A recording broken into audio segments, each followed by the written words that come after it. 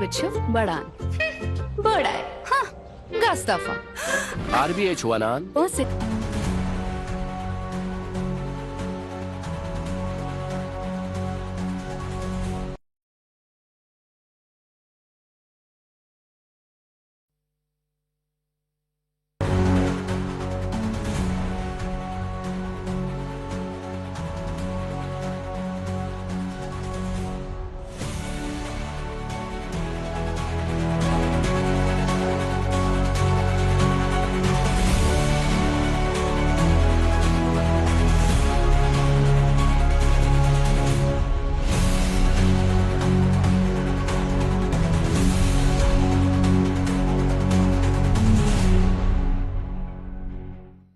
नाजरीन आदाब, जहां बीन का आज का ताज़ा शुमारा लेकर मैं फैयाज़ अहमद फैयाज़ आपकी खिदमत में हाजिर। नाजरीन, आप जानते हैं कि इस प्रोग्राम की वसातत से हम मुख्तलिफ मामलात से मुतल्लिक इंफॉर्मेशन आप तक पहुँचा देते हैं। जिस तरह से आप जानते हैं कि हम उन मसाइल से मुतल्लिक आपको बाखबर करा देते हैं, उन मसाइल के हल के हवाले से आपको बाखबर करा देते हैं जो मसाइल हमें रोज़मर्रा की ज़िंदगी में दरपेश आ जाते हैं। कभी हम तालीम से मुतल्लिक बात करते हैं तो कभी हम सेहत से मुतल्लिक बात करते हैं, लेकिन आज हम बात करना चाहेंगे इंसान के जहनी सेहत से मुतल्लिक। आप जानते हैं कि रोज़ बरोज़ जो जहनी सेहत है, जहन मेंटल हेल्थ, इसके इशूज़ जो है वो बढ़ते जा रहे हैं। अगर हम औरतों के मेंटल हेल्थ की बात करेंगे, बच्चों के मेंटल हेल्थ की बात करेंगे, बुजुर्गों के मेंटल हेल्थ की बात करेंगे या जवानों के मेंटल हेल्थ की बात करेंगे, तो रोज़ बरोज़ देखा जा रहा है कि मेंटल हेल्थ के इशूज़ जो हैं वो बढ़ जाते हैं। क्या महरिकात है, क्यों बढ़ जाते हैं, किस तरह से हम मेंटल हेल्थ इशू से बच सकते हैं, किस तरह से हम अपनी जो जहनी सेहत है उसको तंदुरुस्त रख सकते हैं, ख़ुसूसी गुफ्तगू हम आज आप तक पहुँचाना चाहेंगे। इससे पहले देखते हैं जांबीन डेस्क की ये रिपोर्ट।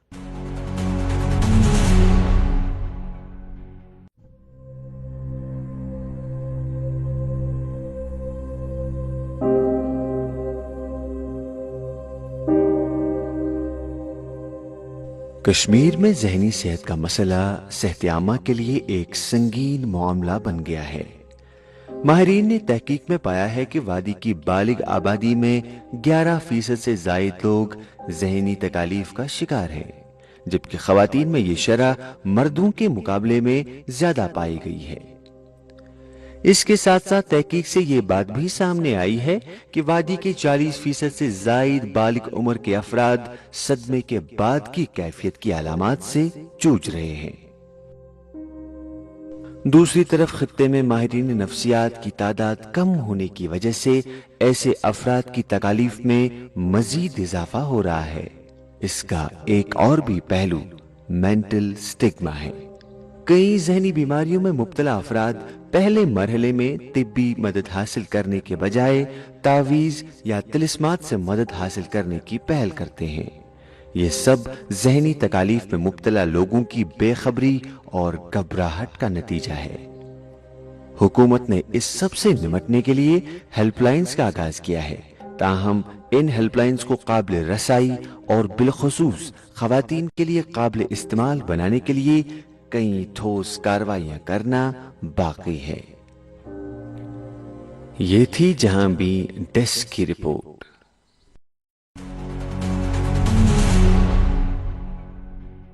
नाज़रीन, जिस तरह से अभी आपने जहां बिन डेस्क की रिपोर्ट देखी, आपने देखा कि किस तरह के मामलात हमारे समाज में इस वक्त है जहनी सेहत से मुतल्लिक और किस तरह के महरिकात है, क्या वजूहात है कि जहनी सेहत के मामलात रोज़ बरोज़ बढ़ते जा रहे हैं। अगर हम बुज़ुर्गों की बात करेंगे, बच्चों की बात करेंगे, औरतों की बात करेंगे या नौजवानों की बात करेंगे, इस सिलसिले में मौजू के सिलसिले में बात करने के लिए यहाँ तशरीफ़ रखे हुए हैं डॉक्टर एजाज़ अहमद सोहाब साहब, जो असिस्टेंट प्रोफेसर हैं department of psychiatry, GMC Srinagar. Doctor Ejaz Ahmad Sohab sahab, program में शिरकत करने के लिए, दूरदर्शन तशरीफ़ लाने के लिए आपका बहुत बहुत शुक्रिया। अस्सलाम वालेकुम। शुक्रिया। वालेकुम अस्सलाम। डॉक्टर एजाज़ अहमद सोहाब साहब, आप भी मानते हैं, क्योंकि आप अभी कुछ देर पहले आप आए, देख के पेशेंट्स को, बीमारों को, दूर दराज इलाके से पेशेंट्स आपके पास आते हैं, क्योंकि जो साइकेट्री जो वहाँ पे इमहंस का जो हॉस्पिटल है रहनावारी में कैटर करता है पूरे इवन कश्मीर डिवीजन से, इवन बहरहाल से भी पेशेंट्स आपके पास आते हैं। जहनी सेहत को आप देखते हैं तो हम अक्सर बेशतर हम देखते हैं कि इस वक्त अगर हम एक अलग अलग तबके की बात करेंगे, बच्चों की बात करेंगे, औरतों की बात करेंगे, बुज़ुर्गों की बात करेंगे, देखा जा रहा है कि मामलात जो हैं, इशूज़ जो हैं मेंटल हेल्थ के, वो बढ़ते जा रहे हैं। किस तरह के महरिकात हैं, इस सब पे आप बात करेंगे, लेकिन आगाज़ में आपसे जानना चाहेंगे जो अभी का स्टेटस है, अगर हम आज की बात करेंगे, किस तरह के पेशेंट्स देख के आप दूरदर्शन तशरीफ़ लाए? आगाज़ में आपके कलिमात। आज मैं ये कहना चाहता हूँ कि जो हमारे पास पेशेंट आज, जैसे आपने पूछा, मोस्टली हमने देखे जिनमें बाइपोलर अफेक्टिव डिसऑर्डर्स जो आज हमने बहुत देखे हैं, डिप्रेशन के पेशेंट्स देखे और हमने कुछ स्किज़ोफ्रेनिया के देखे। बट कुछ ऐसे स्टूडेंट्स भी हमारे पास आए हैं जिनको बहुत स्ट्रेस हुआ था बिकॉज ऑफ जो एग्ज़ाम होने वाले हैं, और कुछ स्टूडेंट्स जिनने एग्ज़ाम्स दिए और उनमें उनने अच्छा नहीं किया। कुछ वो पेशेंट्स भी आज हमारे पास आए हैं और दे वर वेरी मच डिस्ट्रेस्ड, और उसकी वजह से उनमें जो सुसाइडल टेंडेंसीज बढ़ गई थी। सो उसकी वजह से उन पे बहुत काम करना पड़ा। ये आज का हमें जो आज पेशेंट्स हमारे पास आए। क्या मानते हैं आप, जिस तरह से अभी आपने कहा कि पढ़ाई का दबाव, ट्यूशन, माँ बाप का, फिर ऊपर से वो लाठी कि आपको मार्क्स लाने हैं, आपको वो लाना है, आपको दौड़ है, इसमें ये चीज़ है, क्योंकि अब आजकल की दुनिया में आप सभी चाहता है कि आगे आगे आगे आगे चले जाएं। तो ये बताइए कि ये जो आपने स्टूडेंट्स की बात की, आपने कहा कि इसमें ज़्यादातर चांसेस हैं उन चीज़ों को बढ़ने की, जो सुसाइड रेट अगर हम देखेंगे, तो क्या लगता है आपको, क्या रीज़न्स हो सकते हैं, क्या करना चाहिए उन पेरेंट्स को ताकि ये बच्चे जो हैं ये इस बीमारी में मुब्तला ना हों? सबसे इम्पॉर्टेंट है पेरेंटिंग। हमारी पेरेंटिंग में अभी बहुत सारे फ्लॉज आ गए हैं, क्योंकि पहले जो पेरेंट्स होते थे वो अपने बच्चों के साथ रहते थे, उनके साथ खाते थे, पीते थे, उनको अपने साथ बिठाते थे। कुछ भी प्रॉब्लम हो जाती थी तो वो उनको सुनते थे, फिर उनके साथ बात करते थे कि क्या प्रॉब्लम है आपको। आज कुछ ऐसे हमने देखे हैं, कुछ ऐसे पेरेंट्स भी हैं जिनके पास टाइम नहीं है because of their work, because of their जो भी आजकल वो मसरूफियात हैं उनकी वजह से। तो बच्चे ज़्यादातर हम देख रहे हैं ज़्यादातर अपने अपने कमरों में रहते हैं, वो बाहर नहीं आते हैं, अपने पेरेंट्स के साथ नहीं होते हैं। और आपने देखा कि ज़्यादातर न्यूक्लियर फैमिलीज़ बन रही है जी। पहले हमारे साथ हमारे बुज़ुर्ग लोग होते थे, हमारे अंकल्स होते थे, दादा दादी होते थे, तो हम उनसे भी सीखते थे, उनसे बात करते थे, कज़न्स के साथ बैठते थे। अब क्या हुआ है, आइसोलेशन हो रही है बच्चों में, वो अलग अपने कमरों में बैठते हैं, वो अपने जो डिस्ट्रेसेस है, उनके जो स्ट्रेसेस है, वो उनके ही अंदर जाते हैं, वो बाहर नहीं कर पाते हैं। और non availability of the parents when they need their parents at the time of crisis. For example, teacher ने कुछ बोला, या स्कूल में आपने देखा कि बच्चों को अच्छे मार्क्स नहीं आए हैं, या बच्चे को नहीं आ रहा है समझ कोई भी क्वेश्चन, तो वो टीचर को भी नहीं बोल पाते हैं, फिर घर जाके they don't say to the parents also, वो अपने पेरेंट्स के साथ भी बात नहीं कर पाते क्योंकि नॉन अवेलेबिलिटी होती है। उसकी वजह से उनमें वो स्ट्रेस और बढ़ जाता है, और उसकी वजह से या तो जैसे मैंने बोला डिप्रेशन हो सकता है, उनको एंजाइटी हो सकता है, या खुदा न खास्ता सुसाइडल टेंडेंसीज उनमें बढ़ जाती है। तो ये एक मेन वजह है कि हमारी कम्युनिकेशन गैप हो गई है पेरेंट्स और अब जो बच्चों के बीच में। That is a big reason, क्योंकि वो अपने पेरेंट्स को बता नहीं पा रहे। That is one of the most important reason. Ejaz sahab, जिस तरह से अभी आपने बात की, आपने एक नुक्ता उभारा, आपने ये बात कही कि जो कम्युनिकेशन गैप है, मतलब बच्चा जो है, बच्चा बयान नहीं कर पाता है। स्कूल में है, स्कूल में बच्चे को कोई सवाल, कोई मामला, कोई समझ नहीं आता है, तो वो अपने टीचर को, अपने उस्ताद को ये नहीं बता सकता है कि मेरी समझ से बाहर है, मुझे फिर बताइए या मुझे समझाइए। वहाँ पे एक मामला। उसके बाद यही बच्चा घर जाता है, घर जाके अब ये रौदाद, ये मामला अपने पेरेंट्स को बता देते। अब कहीं कहीं हम देखते हैं कि कुछ मामलात में पेरेंट्स पड़े हैं, मसरूफियात है, लेकिन कहीं कहीं समाज में ऐसा भी देखा जाता है कि बंद कमरों में पेरेंट्स रहते हैं, मोबाइल लेके, बाकी चीज़ें लेके, और बच्चों की तरफ ध्यान कम दिया जाता है। अब बच्चा वहाँ बोले, बच्चा यहाँ बोले। सवाल ये है कि इस तरह का माहौल सबसे पहले स्कूल में टीचर्स को फराहम करना है। क्या टीचर को बच्चे को समझने की ज़रूरत है उसकी नफ्सियात को समझने की ज़रूरत है कि अगर बच्चा वहाँ से बयान नहीं कर पा रहा है तो यहीं से उसे खोजने की ज़रूरत है, फिर हम पेरेंट्स पे आ जाएंगे। सबसे इम्पॉर्टेंट चीज़ है स्कूल में जब हम अवेयरनेस प्रोग्राम्स करते हैं स्कूल्स के साथ, बहुत सारे अवेयरनेस प्रोग्राम्स टीचर्स के साथ हम करते हैं, वहाँ स्टूडेंट्स भी होते हैं। हम उनको यही बात बताते हैं कि अगर आपको लगता है कि कोई बच्चा जिसकी बिहेवियरल चेंज हो गई, फॉर एग्जांपल कोई बच्चा अच्छा पढ़ता था, आजकल उसके ग्रेड्स कम आ रहे हैं, कोई बच्चा अपने दोस्त के साथ बातचीत करता था, आजकल वो अलग थलग रहने लगा है, तो टीचर्स को ये चीज़ें पिकअप करनी है और हम ये अवेयरनेस उनमें बढ़ाते हैं, प्रोग्राम्स करते हैं उनके साथ, कॉलेजेस के साथ। टीचर्स को ये चीज़ पिकअप करती है कि ये मेरा स्टूडेंट कल अच्छा पढ़ रहा था, आजकल ये थोड़ा सा पीछे जा रहा है, तो उसके साथ बात करनी है। हर स्कूल में मोस्टली काउंसलर्स होते हैं, उनके पास ले जाना है, उनके पेरेंट्स के साथ बात करनी है कि हमें ऐसा लग रहा है। इट्स नॉट कि उसको पनिश करना है कि आपके ग्रेड्स क्यों आ रहे हैं, we have to change that जो भी हमारे सो जहन है कि इसको पनिश करना, नहीं, हमें देखना है कि ये बच्चा क्यों पीछे जा रहा है। That is one important. So उसमें हमें टीचर्स को आगे जाना है, अपने स्टूडेंट्स पे नज़र रखनी है। That is one thing. Second thing is most important, very very important, कि अगर जो भी हमारे स्कूल्स है वहाँ क्या होता है, जैसे अच्छा बच्चा पढ़ता है वो आगे बैठता है, जो बच्चा थोड़ा सा पीछे होता है वो बैक बेंचर होता है, वो we have to change that. We should always give preference to the those, अगर हमें लगता है किसी को ज़रूरत है ज़्यादा एज अ टीचर, तो उसको अपने पास ज़्यादा बिठाना है। तो वो हमें हमेशा, मैं अपने बच्चों के स्कूल भी गया था तो वहाँ मैंने देखा बेंच सिस्टम, मैंने उनको बोला ये चेंज करो बेंच, जैसे आपने बाहर भी देखा होगा वहाँ राउंड टेबल्स होते हैं, सो देयर इज नोबडी जो बैक बेंचर है, कोई फ्रंट बेंचर नहीं है, तो वहाँ सब सेम है। तो बच्चे की मेंटालिटी में पहले से ही होता है कि वी आर ऑल सेम। हाँ, उसको थोड़ा मुझसे ज़्यादा आता है, मुझे थोड़ा कम आता है, तो इतना हो सकता है। लेकिन जब अगर टीचर, अगर एक ही हम देखें, एक ही नज़रिए से देखेंगे उन स्टूडेंट्स को, तो हम उन बच्चों को बहुत काम कर सकते हैं। और हमें उनको बोलना है कि we are not just here, we will teach you, we will beat you, no, we are your friends. हमें ऐसे बात करनी है उनके साथ एज ए टीचर कि मैं आपका दोस्त हूँ, आपको जो भी प्रॉब्लम है, दे शुड फील सेफ। बच्चा सेफ फील करना चाहिए कि मुझे या तो एकेडमिक प्रॉब्लम हो रही है, समटाइम्स क्या होता है कि बच्चे को घर में कोई प्रॉब्लम होती है, क्योंकि खुदा न खास्ता घर में भी बहुत सारे मसाइल होते हैं, तो वो भी एक बच्चे के जहन पे होते हैं, तो वो बच्चा अपने टीचर के साथ भी शेयर कर सकता है, जिसकी वजह से वो टीचर उस पर काम कर सकता है with the help of the counsellor और एन एक्सपर्ट। आपने अभी बात की स्कूल की, स्कूल के मामले को हमने उभारा, अगर वहाँ पे बच्चे को प्रॉब्लम होती है, लेकिन ये बच्चा अगर ज़्यादा वक्त स्कूल में देता है और घर में भी ये वक्त देता है, नो डाउट कि रात है बीच में, लेकिन जो मामलात इसको घर में दरपेश आ जाते हैं, जो आप देखते हैं इस तरह के बच्चे, अगर मियाँ बीवी झगड़ों के साथ रहेंगे, आप मानते हैं कि उसका बराह रास्त असर इस बच्चे पे पड़ता है? बहुत बहुत ज़्यादा असर।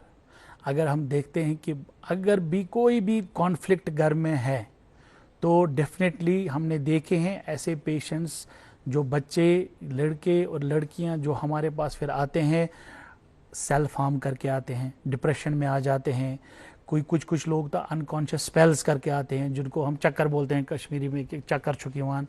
तो ये बच्चे, क्योंकि उनको अंदर से कॉन्फ्लिक्ट होता है, वही कॉन्फ्लिक्ट फिर बॉडीली सिम्टम्स और जो साइकोलॉजिकल सिम्टम्स करके आते हैं, और बहुत बहुत ज़्यादा असर पड़ता है जहन पर बच्चों के, जिनके माँ बाप के दरमियान बनती नहीं है या बीच बीच में वो आपस में लड़ते रहते हैं। दैट्स वाई जब हम किसी बच्चे को देखते हैं, हम पहली बात उनको यही करते हैं कि जब भी आप, कभी कभी हो सकता है आपस में बात पे कभी रिफ्ट हो सकती है हस्बैंड वाइफ में, तो we should always avoid fighting, we should always avoid, जब भी हमें कभी अपने पार्टनर के साथ बात करनी हो तो अलग कमरे में बात करें। उसका अगर हमें कुछ थोड़ा सा हमें डांटना होगा या, तो वो हमें अलग कमरे में उनसे बात करनी होगी, क्योंकि बच्चे के सामने अगर हम ये करेंगे, एक तो दो चीज़, एक तो बच्चे पे डिस्ट्रेस हो जाता है कि वो मेरे पेरेंट्स सही नहीं है, उनमें कुछ प्रॉब्लम है और हमारे घर में ठीक नहीं, एक तो ये, दूसरा बच्चा वही सीखता है, क्योंकि जो बच्चे माहौल में 100% they are the best learners, वो सीखते हैं, वो आगे चल के उनके मेंटल जो हम बनती रहती है, मेंटल कैपेसिटी बनती रहती है, तो वो पर्सनैलिटी में उनमें वो इनकॉर्पोरेट हो जाता रहता है और आगे चल के मे बी वो भी वही कर सकते हैं। डॉक्टर एजाज साहब, आपने बात कही कि मतलब जो पेरेंट्स है, पेरेंट्स को अगर आपस में कुछ मामलात हैं तो उनको बच्चों की गैर मौजूदगी में, गैर हाज़िरी में उन मामलात को सुलझाना चाहिए। बच्चों के सामने वो मतलब इस तरह की बातें जो हैं, लड़ाइयाँ, झगड़े, फसाद, उन चीज़ों से इज्तनाब करना चाहिए। बिल्कुल सही आपने बता दी। लेकिन समाज में हम एक चीज़ ऐसा भी देखते हैं, क्योंकि इस पर भी सर्वे करने की ज़रूरत है, वो ये है कि जो कुछ ऐसे पेरेंट्स, कुछ ऐसे घर जो बिल्कुल वहाँ पे फसाद उनको है, बीवी अपने हस्बैंड से अलग है, जुदा है। अक्सर बेशतर हम देखते हैं कि ज़्यादातर जो बच्चे जो हैं पहले पहले वो अपनी माँ के साथ ही चले जाते हैं, फिर चाहे मायके में हो, चाहे फिर कहीं दूसरी जगह हो। तो इन बच्चों का जहन जो है, इन बच्चों का जहन बाप की शफकत से दूर रहता है, सिर्फ पलता बढ़ता है इस माँ के साए के नीचे। लेकिन कन्फ्लिक्ट होता है उस चीज़ में भी, उस चीज़ वो किस हद तक, मतलब वहाँ पे ये चीज़ है कि इन बच्चों के जहन पे असर पड़ता है जब ये दूर रहते हैं और उन हालात में, क्योंकि जब इनकी एज इनकी बहुत इंपॉर्टेंट है सीखने की, जैसे आपने अभी कहा तरबियत है, लेकिन बाप कहीं नहीं है, सिर्फ माँ है। तो ऐसे आप वाक़यात देखते हैं? जी, हमारे पास इस घर में अंडे देने से हमें कोई नहीं रोक सकता। मैं रोक सकता हूँ। तुम्हें पता नहीं हम हैं एडीज मच्छर जो फैलाते हैं डेंगू और चिकनगुनिया। मास्टर जी ने हमें स्कूल में डेंगू मच्छर से बचने के सारे तरीके बताए हैं। अच्छा बच्चों, हमें चैलेंज, जगह तो जरूर मिलेगी। नहीं मिलेगी। यहाँ तो पूरा इंतजाम कर रखा है। डेंगू की रोकथाम के लिए कूलरों का पानी हर हफ्ते बदलें। बाल्टी और टंकियों को अच्छी तरह से ढक कर रखें। पूरी आस्तीन के कपड़े पहने। इनसे बचने के लिए मच्छर भगाने वाली क्रीम, कॉइल और अगरबत्ती का इस्तेमाल करें। डेंगू से मुकाबला करें, मतलब डेंगू। सुनो, एक अच्छी इंश्योरेंस पॉलिसी एआई से पूछते हैं। एक ऐसी पॉलिसी जिसमें प्रीमियम पेमेंट हो लिमिटेड पर इनकम आती रहे लाइफ टाइम। LIC का जीवन उत्सव। एक ऐसी पॉलिसी जो दे होल लाइफ इंश्योरेंस कवर भी। LIC का जीवन उत्सव। वाह, चलो तो LIC की जीवन उत्सव पॉलिसी ही लेते हैं। मैं भी तुमसे यही कह रही थी, LIC का जीवन उत्सव। लाइफ टाइम सेलिब्रेशन मनाइए LIC के जीवन उत्सव के साथ। फ्यूचर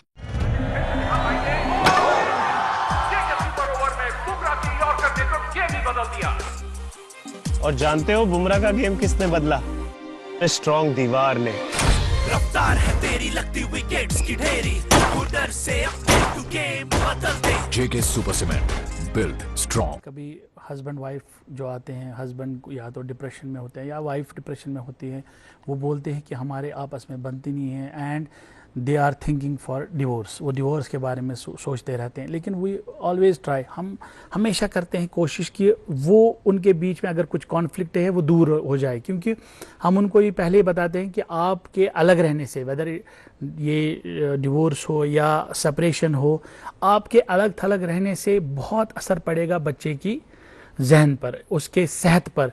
क्योंकि उसमें एक चीज़ होती है कि अगर आप देखें फॉर एग्जांपल, बच्चा माँ के साथ या बाप के साथ रहेगा, वो उनके जब स्कूल में कोई फंक्शन होता है तो वो दूसरे पेरेंट्स को देखेगा अपने बच्चों के साथ, अपने बाप को या अपनी माँ को मिस करेगा, तो उस पर वो एक और स्ट्रेस बन जाता है, वो एक और प्रॉब्लम और खड़ी हो जाती है। दैट्स वाई हम हमेशा ये चाहते हैं उनको कि अपने कॉन्फ्लिक्ट दूर कीजिए।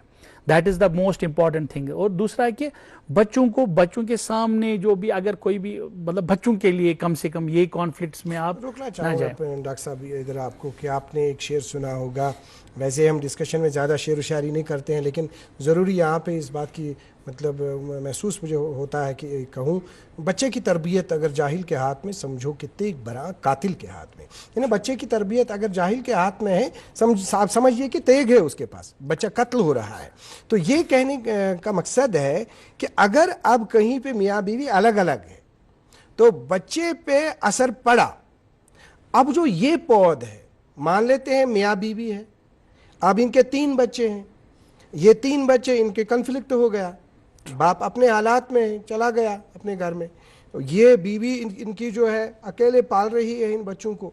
अब जिस माहौल में ये बच्चे पले बड़े, ये 3 बच्चे, मैं मिसाल एक की दे रहा हूँ, फिर यही असर इनके जहन पे रहता है।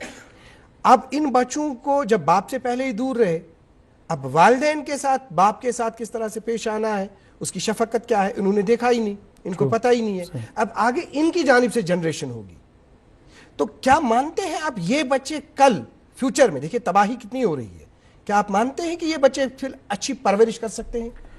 उसमें यह है कि कुछ लोग जो उसमें कुछ बच्चे आगे चल के, जैसे रिसर्च ने दिखाया है कि उनमें साइकोलॉजिकल डिस्टर्बेंसेस, पर्सनालिटी इश्यूज आ जाते हैं। कुछ परसेंटेज है, जैसे उनमें गुस्सा आ जाता है, उनमें वो जैसे हम बोलते हैं सस्पिशियसनेस आ जाती है, उनमें ट्रस्ट इश्यूज बन जाते हैं, क्योंकि हमारी जो पर्सनालिटी बचपन से ही बनती रहती है। जैसे आज हम हैं, ये पर्सनालिटी हमारे बचपन से ही बन के आगे उभरी है। तो ऐसे ही उन बच्चों में वो पर्सनालिटी इश्यूज आ सकते हैं।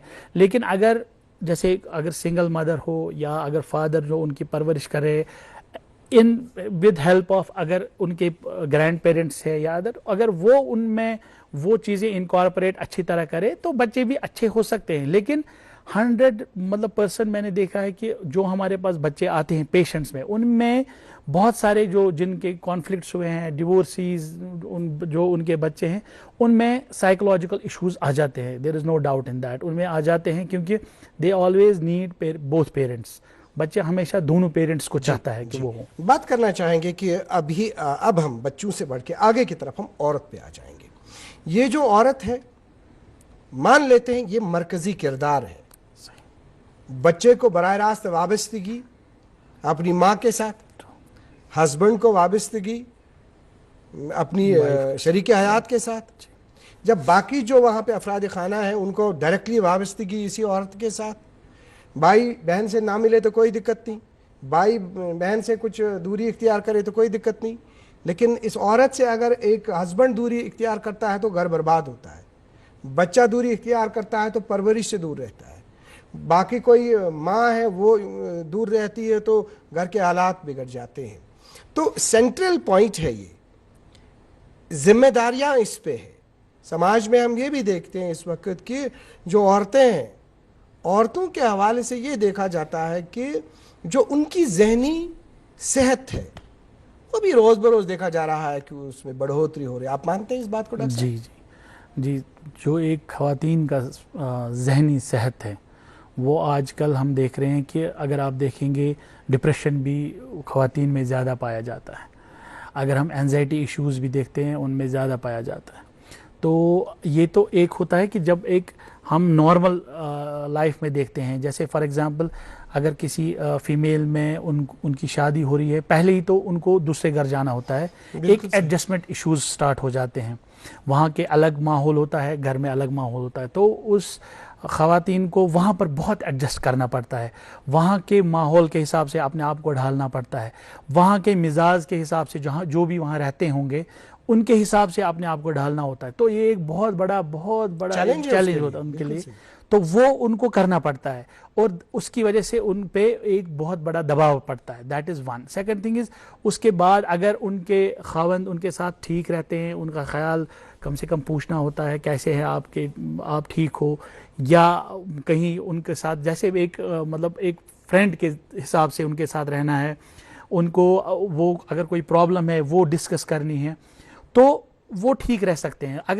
अगर खावंद भी उनके साथ थोड़ा सा बेरुखी स्टार्ट कर दे तो उसकी वजह से उन पे वो स्ट्रेस और बढ़ जाता है और वो स्ट्रेस चेंज होता है into distress, and that distress फिर लीड करता है इधर डिप्रेशन या अदर जो और जहनी अमराज है उनमें फिर वो मुब्तला हो जाते हैं।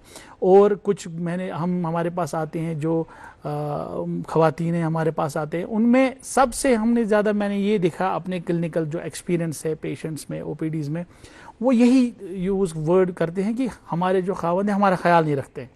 दैट इज़ जो सबसे इम्पोर्टेंट, और वो तभी बोलते हैं जब उनके जो खावंद है वो वहाँ नहीं होते हैं, बिकॉज वो ये बात उनके सामने भी नहीं कह पाते हैं।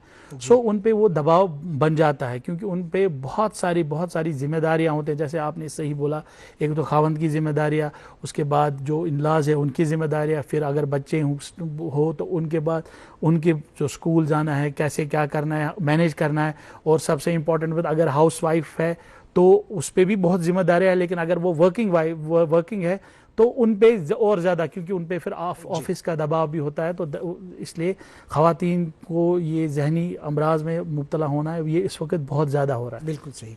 नाज़रीन मोहतरम, यहाँ पे ये बात मैं कहना चाहूँगा कि औरत जो है, औरत को अपने घर में एक दुल्हन बनाइए, मैं मानता हूँ अपनी लेवल पे, क्योंकि अगर आप चाहेंगे इस दुल्हन को जेवर आप पहनाएंगे, शौहर अपनी तरफ से कोई जेवर पहनाएगा, दुल्हन और खूबसूरत हो जाएगी। इसके बाद बच्चा जो है वो कोई दूसरा जेवर पहनाएगा, कोई दूसरी खूबसूरती लाएगा। इसके बाद जो बाकी अफराद खाना है, चाहे ससुर है, चाहे सास है, चाहे कोई और है, वो भी इसको दुल्हन समझ के इसको सजाए, इसको मोहब्बत दे, इसको प्यार दे। उसका मकसद ये निकलेगा, जब ये मरकज़ी किरदार जो घर का है, जब ये दुल्हन बन जाएगी, माहौल जो है घर का, घर जन्नत बनेगा। लेकिन अगर आप जाएंगे कि ये दुल्हन बन के आती है, फिर आप इसके जो वहाँ के जेवर होते हैं, एक आएगा बातों से तीरो तार करेगा, दूसरा आएगा दूसरी बात करेगा तो परेशान हो जाएगी। तो वाकई तौर जो जहनी सेहत है, इस औरत के जहनी सेहत पे असर पड़ता है। और ख़ुसूसी तौर हम कहना चाहेंगे, जब ये औरत हामिला होती है तो उस वक्त जो उसकी जहनी सेहत होती है, अगर वो खुशगवार माहौल में है तो उसका बराह रास्त असर जो है वो उसके बच्चे पे पड़ता है। अगर वो खुशगवार माहौल में नहीं है तो उसका असर जो है बाज़ाब्ता उसके बच्चे पे पड़ता है, क्योंकि 9 महीने अगर बच्चा पेट में पलता है तो 9 महीने जो वो खाता है पीता है वो वही उसको अपनी माँ की तरफ से मिलता है। डॉक्टर साहब, चूँकि जिस तरह से अभी आपने बात की, हमने औरत के हवाले से बात की, तो क्या करना चाहिए हस्बैंड्स को, जो बाकी घर में अफराद खाना होते हैं, क्या करना चाहिए, किस तरह से हम इस औरत को खुश रख सकते हैं? पहले इमोशनल सपोर्ट बहुत, कि कम से कम एक बार दिन में 2 बार हस्बैंड पूछ सकते हैं कि उसमें कुछ नहीं है, इसमें कोई रॉकेट साइंस नहीं है। ये पूछना है कि आप ठीक हो, किसी चीज़ की ज़रूरत तो नहीं है, एंड उसको ये महसूस कराना है कि I am there for you. मुझे लगता है अगर औरत अच्छा काम करती है, अगर हस्बैंड उसको एप्रिसिएशन करे, शाबाशी करे, तो सबसे बड़ा एक अच्छा टूल वही है इनकी रिलेशन को अच्छी तरह रखने का। तो मेंटल हेल्थ के हवाले से आपका किस तरह का मैसेज होगा, क्या कहना चाहेंगे ओवरऑल, क्योंकि आज के प्रोग्राम में हमने सिर्फ पर्टिकुलरली बात की बच्चों की और औरतों की। मैं ये बोलना चाहता हूँ कि मेंटल हेल्थ सिर्फ बीमार होना नहीं है, जैसे डिप्रेशन है, स्किज़ोफ्रेनिया है, या बाइपोलर अफेक्ट डिसऑर्डर है, या ओसीडी है। मेंटल हेल्थ एक नॉर्मल इंसान का भी अच्छा होना चाहिए, जो काम करता है, जो घर से बाहर निकलता है, जो घर में बैठता है, जो घर में काम करते हैं, या हमारे बुजुर्ग पोस्ट रिटायरमेंट होते हैं। हर किसी इंसान के लिए मेंटल हेल्थ ज़रूरी है। और इस मेंटल हेल्थ को हमारे जो जहन की सेहत याबी के लिए हमें कुछ चीज़ें इंपॉर्टेंट करनी होती है। जैसे हमने इसमें लिए बताया कि adequate sleep, that is very important, जो हमारे उसके लिए वो बहुत इंपॉर्टेंट है। दूसरा बैलेंस्ड डाइट जो हमें करनी चाहिए। Third is connectedness is very important. जो भी हमने देखा कि अगर आपने देखा कि अगर जब कोविड था तो सब एक साथ हम रहते थे, इतना मतलब बड़ा ये एक मुसीबत थी जो कोविड-19 हमारे पास एक दुनिया भर में, लेकिन हम सब लोग एक साथ रहते थे, एक दूसरे के साथ बात करते थे, तो उससे क्या हुआ, वो बला भी टल गई। सो कनेक्टेडनेस, कनेक्टेड रहना है हमेशा, माँ बाप को बच्चों के साथ, बच्चों को अपने माँ बाप के साथ, पेरेंट्स के साथ। हमारे पास डॉक्टर एजाज साहब कम है, लेकिन आपने एक कश्मीरी कहावत सुनी है, अथ प्यो तो ब्योर क्यों, अथ प्यो ब्योर क्यों, यानी अथ पाथर प्यो जी मोकलो, खत्म। यानी अगर हम रिलेशन को, जैसे आपने बिल्कुल अच्छी तरह से कहा, कनेक्टेड रखेंगे तब ये चीज़ हमारे पास है, लेकिन अगर हमने इसको जाने दिया तब ये ठीक नहीं है। आखिरी एक लाइन में आपका मैसेज और प्रोग्राम को वाइंड अप करेंगे। मैं ये कहना चाहता हूँ कि आप लोगों को अगर लगता है कि आप लोग किसी को भी कि मैं मायूस हूँ और मुझे किसी चीज़ में अच्छा नहीं लगता है, काम करने में, किसी भी चीज़ में, आप आइए। मेंटल हेल्थ जो है इस वक्त हर हॉस्पिटल में है, हर डिस्ट्रिक्ट में है, और इसका मतलब ये नहीं है कि आपको खुदा ना खास्ता स्टिग्मा है कि इसमें कोई प्रॉब्लम है। मेंटल हेल्थ जैसे थायराइड की प्रॉब्लम है, शुगर की प्रॉब्लम है, जैसे हाइपरटेंशन, वैसे ही जहन की भी प्रॉब्लम है। सो आप आइए, इंशाअल्लाह रहमान बहुत अच्छी तरह आपका इलाज भी हो सकता है, काउंसलिंग के जरिए भी और दवाइयों के जरिए। डॉक्टर एजाज अहमद स्वाब साहब, दूरदर्शन न्यूज़ को अपना कीमती वक्त देने, जहांबीन प्रोग्राम में शिरकत करने के लिए आपका बहुत बहुत शुक्रिया। Thank you so much, thank you so much. नाज़रीन मोहतरम, आपका भी बहुत बहुत शुक्रिया। जाते जाते एक ही बात कहेंगे कि जो ये बेटी है, जो ये औरत है, आज मेरे घर में ये एक बेटी आ गई, किसी की बेटी थी, औरत बन के आ गई, लेकिन मेरे घर में जो बेटी है उसको भी दूसरे घर में जाना है। अगर मैं सही सलूक करूंगा इस बेटी के साथ, तो वाकई तौर मेरी बेटी के साथ भी दूसरे घर में अच्छा सलूक होगा। आज के प्रोग्राम में इतना ही। अगले शुमारे में आपसे फिर मुलाकात करेंगे। जब तक के लिए अल्लाह हाफिज नासिर।